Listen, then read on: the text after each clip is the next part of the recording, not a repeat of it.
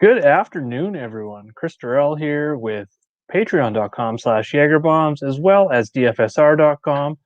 I'm just going to share this, wait for a few more people to pop in here, and we're going to get talking some DFS MLB for Friday. We got 14 games tonight, so we got a loaded slate. One earlier, believe the Cubs lost just 15, 20 minutes ago. So just let me share this, and we will start talking some DFS MLB. So I also want to remind you, I'm going to grab the link here in just a second. There is a new contest, not really a contest, more of a promotion here with PrizePicks. I'm going to share that over here in the chat right now. I believe I shared that link before. I'm not sure if it showed up or not. But anyways, here is that link. If you go to that link, that is my PrizePicks. I have a 3-play posted.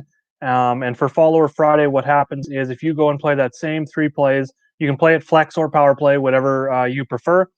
And if that lineup hits tonight for you, if it's a flex, 2 out of 3. If it's a power play, 3 out of 3. If that hits for you, you'll get a 25% payout boost. That counts for me as well. So that would just be awesome. We do this every Friday. Going to be posting the lineup every Friday. And also, I'm giving away $10 cash to go towards those PrizePicks entries for anyone that likes and retweets that tweet as well. So make sure to go to Twitter, like and retweet that, throw out a comment, whatever, and you'll be entered for that $10 prize there as well. And one more big announcement here on Friday doesn't really pertain to us in the DFS MLB world, but it's going to be huge for the upcoming NFL season as well as the PGA season that really never ends throughout the year. So what's happening is partnered with Fanshare Sports. So what that's going to do is it's going to provide all of my patrons, anyone that signs up with code Jaeger as well. I'll have links shared in chat, links in the video descriptions as well. That will give you 20% off to Fanshare Sports, whether you choose a yearly or a monthly subscription. I'm going to have tutorial videos coming out very soon for football as well as PGA, how to go, just showing you all the different options that they have. And then I'm going to have separate videos on how to use the optimizer, how to use and get leverage for ownership purposes for GPPs and stuff like that, how I come up with those player pools. I do a GPP article every week looking at pivots. So make sure to stay tuned for that. That'll be coming out real soon. So that is code Jaeger over at fansharesports.com. It gets you 20% off a monthly or yearly subscription. All right, let's jump in now. We're going to talk some baseball. I'm going to go ahead and share my screen.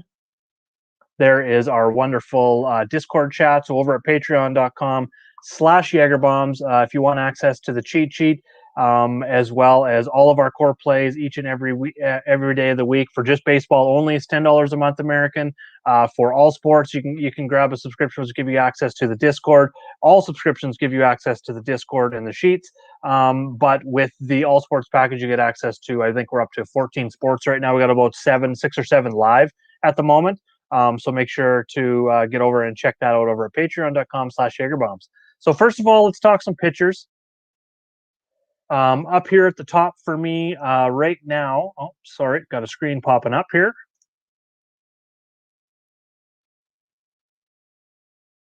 So connection errors in the DFSR chat.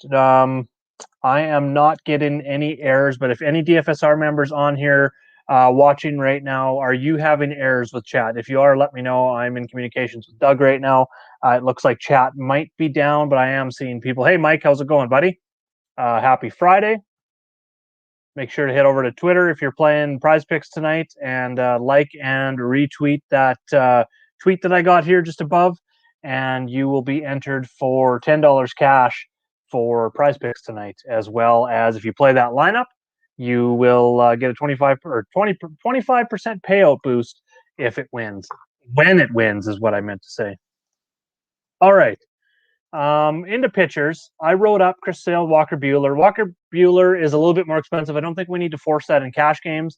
I do like him a lot. He has been absolutely lights out in the second half, which I really like. There's been some walks in there, 2-3 walks per game type thing, but the strikeouts have been there. quite a bit, like 5-6% K rate higher than the first half of the season. So I like to see that. Going up against the Mets, who've been absolutely disaster here lately. 58 WRC plus, 27% K rate over the last week. It's not much better over the last 14 days either. 75 WRC plus, 25% K rate. So Walker Buehler's right up there as a top pitcher. If you can afford him, I definitely like going double pay up. Chris Sale looked excellent in his return to baseball after like almost 2 years to the day. He went 5 innings. He gave up 2 solo home runs, but he had 8 strikeouts and 0 walks. So that was huge to see that control there. So I'm 100% on board with him only being 9,700. He was 96 in that start back. Probably going to see him get over 90 pitches tonight if things go good, and they probably should. Texas, I wanted to bring something up here, and I'm going to bring up the team stats for the season. I'm going to show you how I use FanGraphs a little bit as well. This is a site I use every single day for the baseball season, and even in the off season doing research and prepping for the season. Okay, so go to team stats now. This is the team stats for the season. I want to look at the second half of the season. We know Texas has been bad all season, but it's been even worse in the second half. Let's go to sort it by runs scored in the second half. Scroll all the way to the bottom. 86 runs scored for Texas in the second half. Pittsburgh's been bad at 112. That is 26 runs less than the second worst team in the league. Absolute disaster. 54 WRC plus, 247. The ISO's been there, which is kind of, well, I don't want to say there. It's been higher than Pittsburgh for sure, but they've just been bad. So Sale coming back looked really good in his first start. He should go at least 5 innings and get you that win. Even if he gets you 6 innings, it's going to be a bonus. I think he's going to give us like 5 to 8 strikeouts again. I can see that against Texas. So I am on board with Chris Sale as a top pitcher. And in cash games, I like pairing him with Max Fried. He gets a good matchup against Baltimore, minus 240 favorite. A little bit higher total, but a lot of that is on the Atlanta side of things in terms of the implied runs with that minus 240 total. The park isn't really the best for pitchers, but Fried's xFIP's been better than his ERA, which I like to see. He's given up a lot of ground balls and not a lot of fly balls, so that's a good combination to go along with a 25%, 24% K rate as well. But Baltimore's been pretty bad here, especially over the last week. 29% K rate, 61 WRC plus, and still below average when you extrapolate that out over the last 2 weeks here as well. So definitely Max Fried day. And then for GPP, I think Buehler and Sale are probably going to get the ownership here. So for GPP, I think Sale's definitely going to get the ownership here. So I think we can pivot in GPPs to Buehler or Ray. Ray is going to be a little bit lower on for sure, but he faces a Detroit team. He's got big upside here. Always 30% K rate, backs it up with a 15% swinging strike rate. So he always comes with some upside. And while Detroit's been fairly good while it seems like on paper they just haven't been. 30% below average in terms of WRC plus over the last week, 27.5% K rate. That fits right into Robbie Ray and his high K upside. So I do like that for GPPs. He kind of let us down in his last start as well.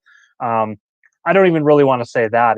He started out bad in his last start. He still went 7 innings pitch at the end of the day in a road start. 90 pitches in 7 innings is just really, really efficient.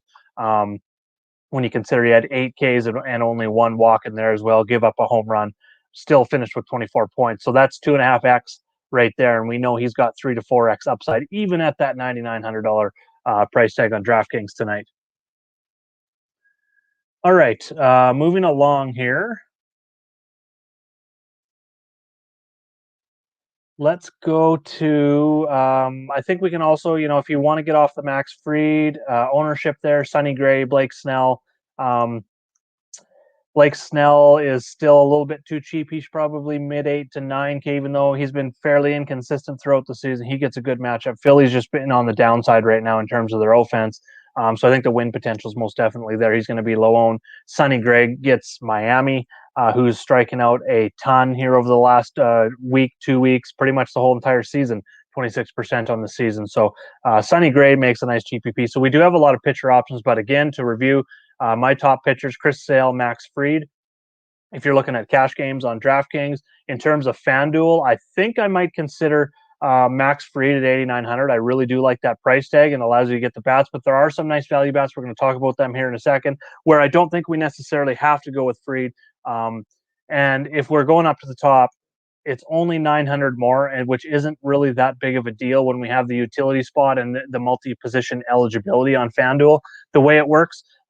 So I'm more inclined to go with Bueller over Sale here on FanDuel as the top pitcher. But if you really do want that savings, I'm fine going down to Fried at 8,900 in this matchup as well.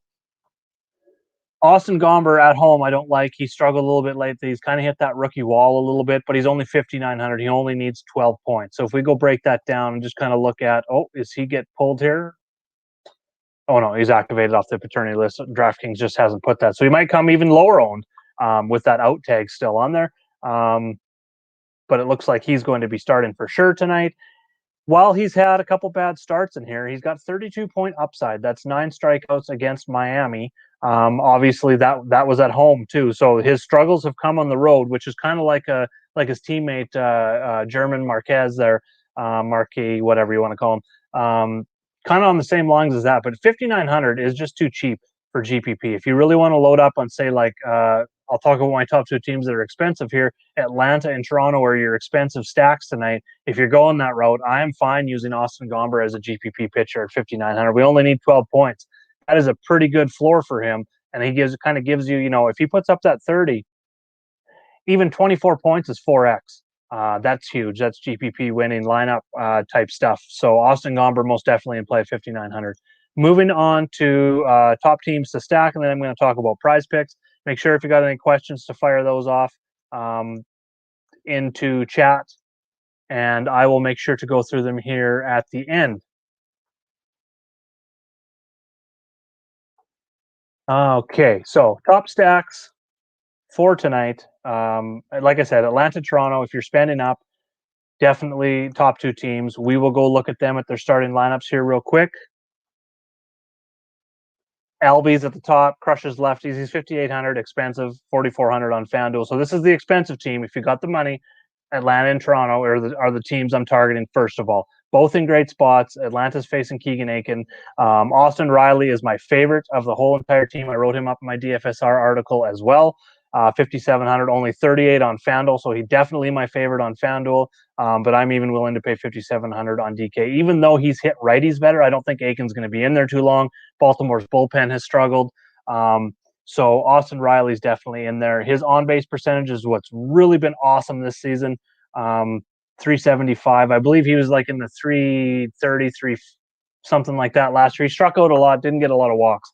He's really matured in terms of his game, and he's becoming one of the best third basemen and one of the best power hitting third basemen in baseball. So Atlanta's definitely there. If we go down to Toronto, I love Bichette in the leadoff spot, and Bichette and Simeon's prices were in the mid 5K range, both of them not too long ago on DraftKings.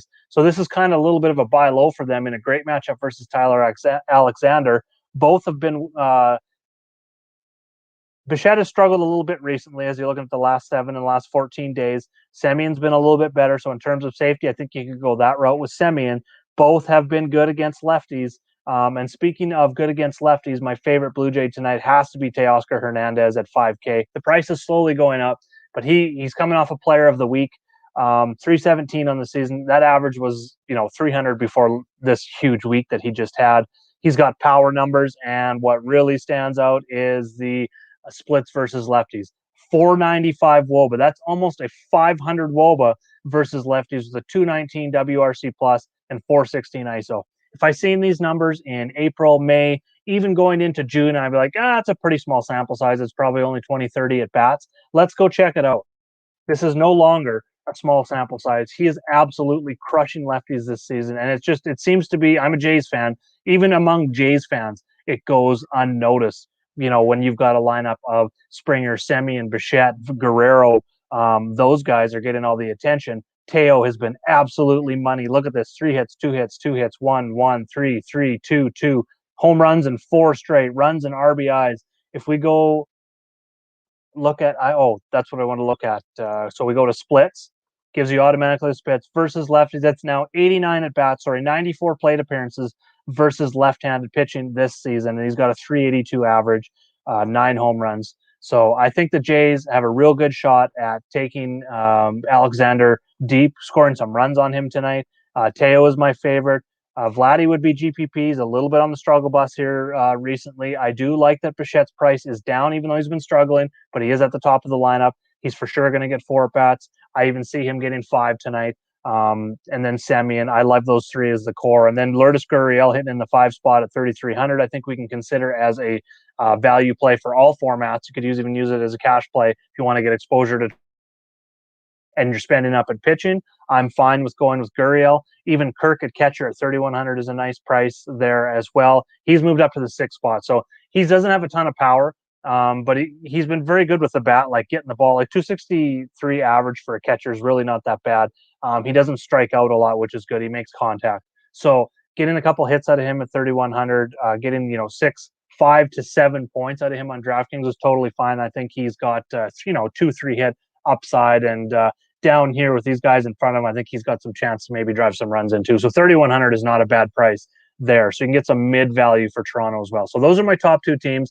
Like I said, you're going to have salary to do it. I don't think this is going to be the route, Toronto or Atlanta, unless you're going cash games and paying up for both pitchers. You can grab pieces of these lineups, but I don't think you can stack them together paying up for pitching in GPP. If that's the route you're going, franchise fields, how's it going?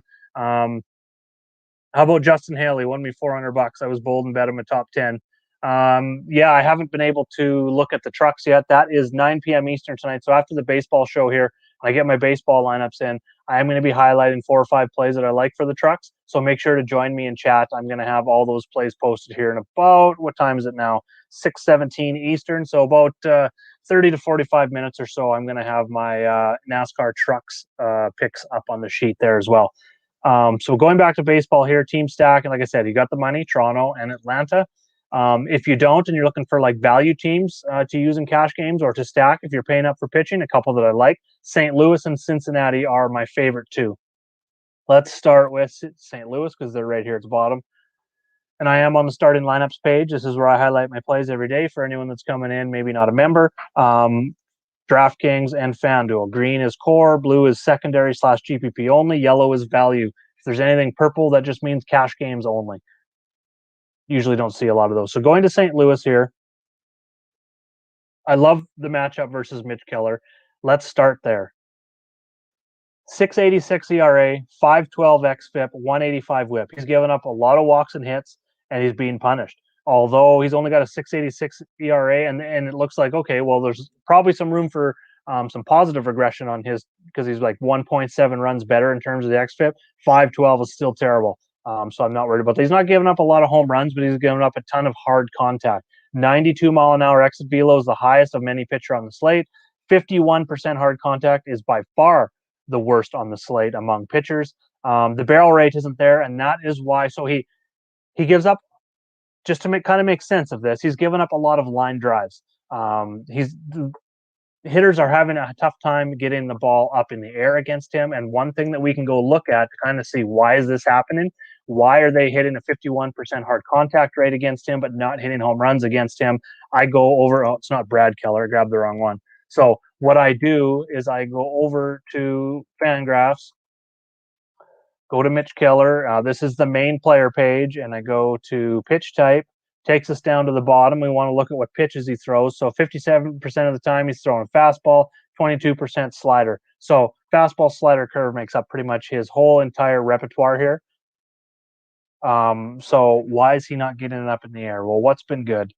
So they've all been bad. The curveball been really bad. Slider, pretty bad. The fastball's been his best pitch. I'm assuming, because we don't have location of the pitches here, that he's getting the ball down in the air, or down on the ground, creating a lot of grounders, a lot of spin on that ball, especially that slider down. Although it's been getting hit hard, they're not getting it up in the air. I think that could probably change when you see that kind of exit velo. Even if that fly ball percentage goes from 36% up to 40%, that home run to fly ball rate jumps, 1 to 2, 3%. That's just multiple home runs per game. So I do see that upside there for him, for St. Louis against him. And if we're looking at targeting one side or the other, it's close. You can definitely target both sides. Terrible ERA, little bit worse WOBA against lefties, but again, bad versus both. Quite a bit worse xFIP versus lefties. So it looks like overall, in terms of if we were going to extrapolate it over 50, 100 starts, I'd probably want more lefties. But tonight I just like St. Louis in general. So let's go look at their lineup and see here. So the top two for sure. Goldschmidt is underpriced at 4,700. He has been red hot here. I wrote him up. He's actually the cover of my article there. They've been waiting for him to come on all season. Their offense has been pretty darn good lately. Even facing Milwaukee in that little stint there, did pretty good. They put up 12 runs in the last two games versus Milwaukee's like two of their top three pitchers in the best rotation in baseball. But he's got four straight multi-hit games, four doubles in that time. No home runs, so the home run power is still not there. He's not getting the ball up in the air, but he's hitting a ton of line drives. Well, that lines up perfectly with what Mitch Keller gives up. So while I'm not expecting home run from Paul Goldschmidt tonight, I would not be surprised if he hits one out. But I do see a nice game out of St. Louis, and they're just very, very affordable. Like I said, lefty's a little bit better. Well, Tommy Edman leading off at 3,500 as a switch hitter, and I believe he's actually been a little bit better against lefties, but that's just too cheap for a leadoff hitter on both sides on a team facing Mitch Keller tonight. So those are my favorite two. If you're only going two players, if you're going like 3 to 4 teams and trying to get like 2 to 3 player stacks from those teams to mix in cash games and maybe paying up for pitching, these are two of my favorite cash game 1-2 stacks. And then you could even mix in. I probably leave Arenado out of my cash build just because he's been very up and down, not as consistent. Tyler O'Neill at 3,500 though is too cheap, hitting right after him. If we look at O'Neill over the last little bit here as well, multi-hit games in 2 straight, hits in 3 of his last 4, 5 runs in that time. He's got the power. So while Goldschmidt is missing the power, O'Neill's been hitting the home runs. So Edman, Goldschmidt, O'Neill would be my favorite 3. That's probably where I'm going to be going in cash games. Let's just go and plug that in right now and see kind of where this leaves us, and then plug in our top pitchers and see that paying up for pitching, how that's going to work there. So we're going to go grab Edman now, and we're going to put him at second base. And then we'll go to our pitchers, and we will put in, let's just go Buehler and Sale and see what that kind of leaves us now. 36-20. That's getting a little bit low. I don't know if I exactly want to go that. We can go and punt one of these pitchers, whatever. Reilly Adams, 2,300 is fine. He's been hot lately, so I think we can go that route. That gets us up to 39.50. The other team, like if you wanted to go, I guess let's go and talk Cincinnati here first before we go ahead and fill in any more on that lineup as we build here. India is too cheap. Oscar Hernandez, I'm going to say it is a tough matchup. That's why they're only down at 5 implied runs. This is crazy this day and age. On a full slate like this 2 years ago, before the whole COVID shortened season stuff, 2019, 2018, we would only see on a given night 2, 3, sometimes 4 teams projected for 5 or more runs. Right now, well, let's throw Los Angeles in there. 12 teams projected for 5 or more runs. 12 teams. That is absolutely insane. So it makes it hard. You really have to break things down more, because you can't just go and say, okay, well, I like San Diego more because they're projected for more runs. Well, they're all projected for more than 5. Those are big nights. So you really have to break things down a little bit more. I do like Cincinnati. It feels like a tougher matchup. Why? Oscar Hernandez has been pretty good, 2.84 ERA, 426 xFIP suggests that there is, about a run and a half difference there, that there is some regression coming. He's given up 58% fly balls. And keep in mind, this is only a 3-start sample size for Eliezer. But Cincinnati's been rolling, and it really just comes down to pricing as well. Jonathan India, I write him up almost every day on my DFS article. It's only 3 times a week, or you guys will probably get sick of it, although the other guys are writing him up as well.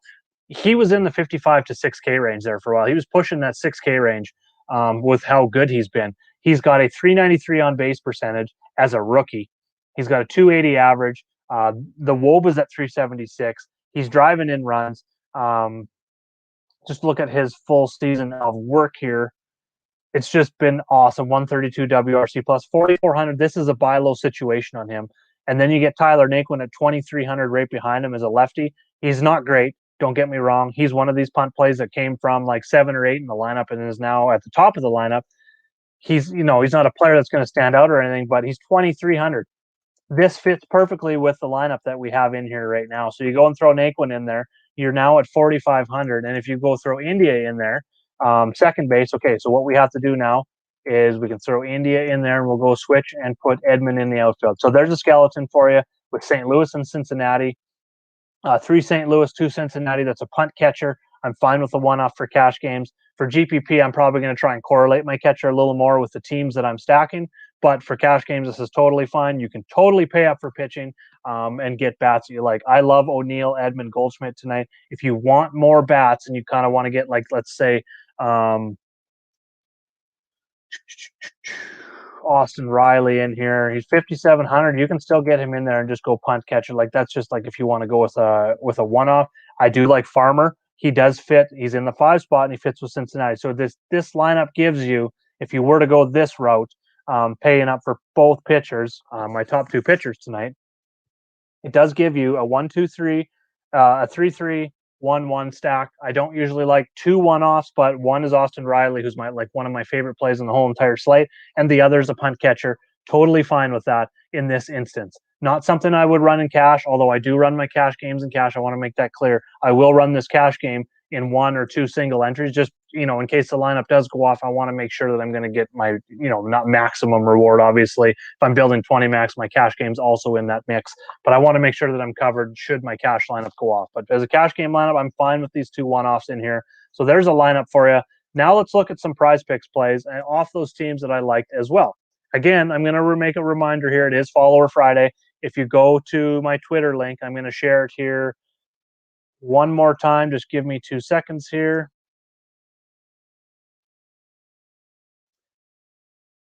Head over to this link that I'm about to share in chat. Play those 3 PrizePicks plays posted.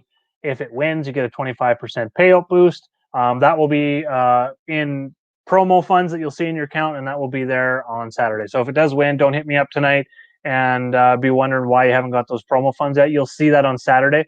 They have an algorithm that and a team of people that go through and make sure that the lineup crosses, and they just need to confirm everything there. Also, if you like and retweet that, you will be entered for $10 cash, in which you can use towards your PrizePicks plays as well. So make sure to go and like and retweet that tweet as well. Really do appreciate it. Now let's talk some PrizePicks plays. Hitters. I don't have these in any particular order. I didn't want to give it away. My picks are posted on Twitter. My 3 favorites for tonight. I've got that up. But reasons I like these guys, we talked about St. Louis, so I love Goldschmidt. He's got multi-hit games in 4 straight. He's got a high on-base percentage, so that kind of converts into a play that I really like. He'd be right up there at the top for me, over 1.5 hits and walks. Bo Bichette hitting leadoff. I do like the over fantasy score as well as the hits and walks. I think he bounces back tonight in a big way in a good matchup. He hits lefties well. He's back up in the leadoff spot, kind of guaranteeing him 4 at-bats and possibly 5 if the Jays offense can get it going tonight in Detroit in a good matchup again. Tommy Edman. I like Goldschmidt a little bit more than Edman. He's been a little bit better recently. Edman's on-base percentage, as you can tell, is absolutely terrible, 304. So I don't feel that there's that safety there for the over 1.5 hits and walks, but he does have that extra base potential. So I do like the total bases on him. I like Goldie a lot more if you're just picking one St. Louis bat. Austin Reilly, one of my favorite players on the slate. I mentioned that earlier. Over 1.5 hits and walks. I like the over on absolutely everything Reilly here. So I'll highlight those. Stanton, not so high on the hits and walks. He's been getting like a hit a game. He doesn't walk. He just doesn't like walking. He likes to swing the bat. He's got some strikeout potential in there, so I'm not really high on the hits and walks, but I do like, because one swing of the bat can give him, there's a solo home run. I forget what the fantasy scoring breakdown is for PrizePicks, but like he can get there with just one hit, with one swing of the bat, a 2-3 run homer. A double gets him there on the over total bases. On the fantasy score, if there's runner on base and he gets a double and some RBIs, one hit can get him there. I don't think he's quite much of a lock as the hits walks as these other guys with higher on base percentage. Although he's a 362 on base, it just hasn't been there lately. He's just been not a singles machine, but a single hit machine in the games lately. Carlos Correa, now a staple in the 3 spot for Houston. I do like the over on the hits walks and the fantasy score for him. He hits lefties well. He hits Kikuchi well.